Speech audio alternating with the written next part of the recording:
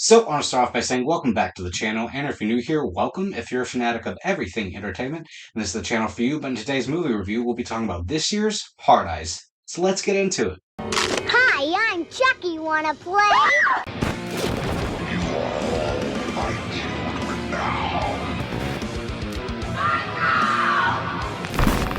Fuck you!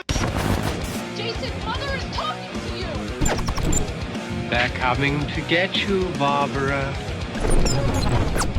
So let me know what you think about this new intro. I thought this was the perfect video to do so with because this is a horror movie, it is a slasher. I'm a big fan of slashers.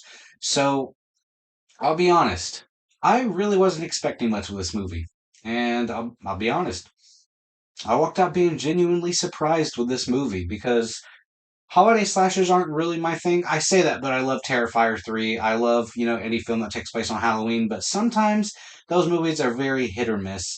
But this one's definitely a win in my opinion. I've seen a lot of mixed reception on this one, but let's get into the things that I did like about this movie. First up, you cannot talk about Hard Eyes without bringing up Olivia Holt and Mason Gooding. Their chemistry in here is great. Like you buy into the fact that they will be a couple later on in life or they already are a couple. Like their chemistry is top notch. They're the main reason to watch this movie. Like if some of the side characters don't interest you, that's fine. But stick around for those two because Olivia Holt and Mason Gooding are fantastic in here. And then you have the likes of Jordana Brewster and Devon Sawa, which I wish we had a lot more Devon Sawa in this film.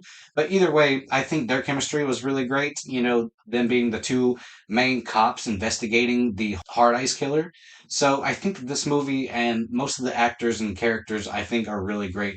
Another thing that I love about this movie is that it's not afraid to be rated R. Like sometimes when you have those Valentine Day slashers, you want to appease to the masses, and not many gorehounds are going to be fans of those type of movies, like the very general audience heavy type movies. But this movie, it's not afraid to be rated R because there are some very gory moments, most of which are practical. Yes, there is some CGI used, but for the most part, the practical effects in here are great.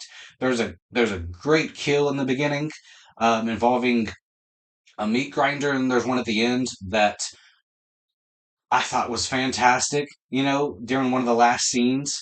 Like, I don't know, I can't get into it because it will be spoiling things. But either way, I think the kills in here are great for the most part. There's some great chase sequences in here as well.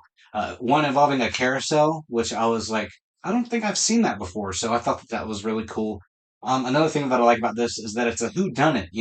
This movie didn't have to go out of its way to be a whodunit, trying to figure out who the killers is, but either way, I like that.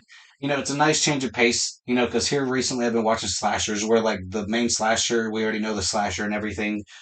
So it's not really a whodunit. It's just a straight up slasher. This one's a slasher, a rom com, and a whodunit all in together, and I think that blends itself really well. Which most of the time when you have horror and comedy, the jokes have to land, and for the most part, this one does as well. And the romance doesn't really get in the way for me. It really adds to this movie for me. Another thing that I'm a fan of is the fact that the runtime is only like an hour 45, hour 47, so that is perfect. It did start to drag towards the end a little bit, but it picked itself up, so I'm a big fan of that. I love when films are about an hour and a half, hour 45, because trailers are way too long. And speaking of which, I had a weird experience with my movie theater because for like the first 15 minutes I was sitting there, the screen was pitch black. You could hear the trailers and everything, but I was like, okay, there's something going on. So I asked the person that was like 2 or 3 aisles behind me, like, you don't see anything either, do you? They said no. So knowing me, I'm very introverted. I do not like to go out of my way to tell somebody that the screen is black and you can't see anything. But I did it. I'm proud of myself.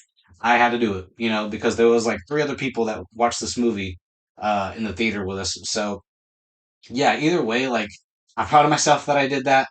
It takes a lot for me to do that, but I was like, I'm pretty sure we have about 10 more minutes of trailers, so I need to tell them now before it becomes a problem.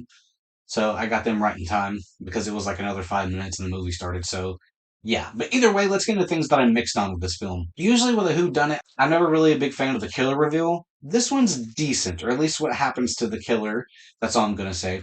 Um, yeah, this one's decent. I can't get into it because it will be spoiling something. So just know I liked half of what they were going for, if that makes any bit of sense. But yeah, I'm not a big fan of that because usually the killer reveals are like the worst things for me in a whodunit. Like Scream 6, I loved that movie up until the killer reveal, and I thought it was the stupidest thing I've ever seen. So yeah, that's the only thing I'm mixed on. At least I'm not negative on it, okay? I think that this one was halfway decent. Now let's move on to the things that I didn't like about this movie.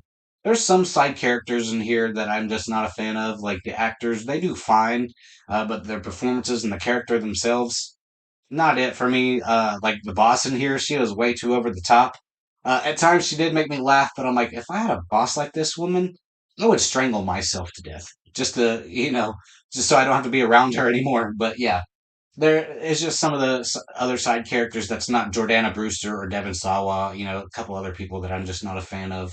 Most of the people are cannon fodder for the Hard Eyes Killer. And the body count's cool too, so that's why you never really care for certain characters, but for the most part, I'm a really big fan of this movie, okay? I thought this movie was going to be complete shit going into it, but I was genuinely surprised. So, either way, with that being said, I'm going to be giving this year's Hard Eyes an overall grade of an 80%. So let me know in the comments below what you thought about this movie. Did you love it? Did you hate it? Let me know because I've seen a lot of mixed reactions. But either way, I just want to say thank you as always for watching my videos and hope to see you in the next one.